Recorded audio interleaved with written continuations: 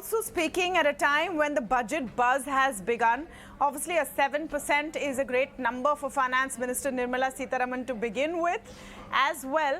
But this is being seen as a crucial budget for a couple of reasons. It's finally a complete post-pandemic budget. We've probably shrugged off those concerns. And it's the last full budget before the next general election.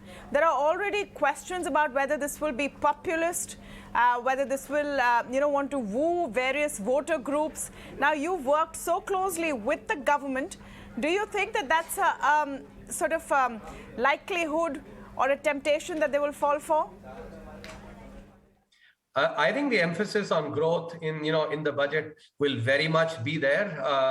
If you look at the budgets that have been put out, in the last few years, there's been a special emphasis on capital expenditure. There's been significant increase in that. Even healthcare spending was increased significantly. Many reforms were brought in. For instance, the creation of the bad bank, the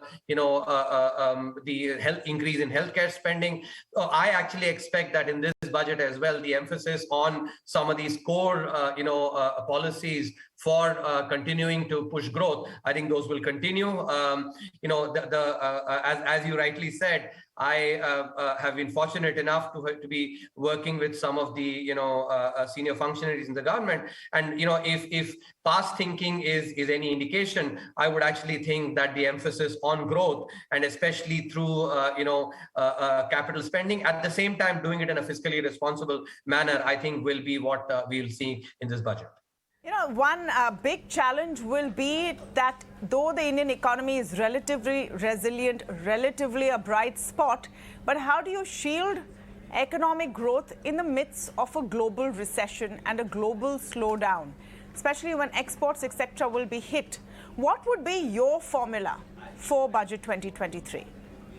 So firstly, I want to answer this question in a very rigorous manner. I see a lot of commentary that is oftentimes just scratching the surface, saying, global recession, there'll be huge impact. I think, I always have believed in thinking rigorously about these things.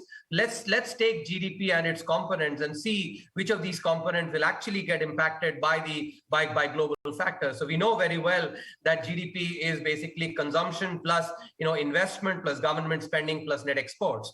Let's look at each of these items one by one. Let's start with consumption. Consumption accounts for about 60% of the overall GDP in the country. And I think, you and Tamanna and the viewers will recognize that consumption is, mostly domestic. Only a small part of it is basically, is through imports. So that ain't, getting affected very significantly because of the global, factors. Let's take the second one. I'll come to investment last. Let's take government spending. As I just mentioned, that's first is a choice variable, and the government has been emphasizing, spending, especially on infrastructure, that I anticipate to continue. So I think that will not get impacted by the global factors either.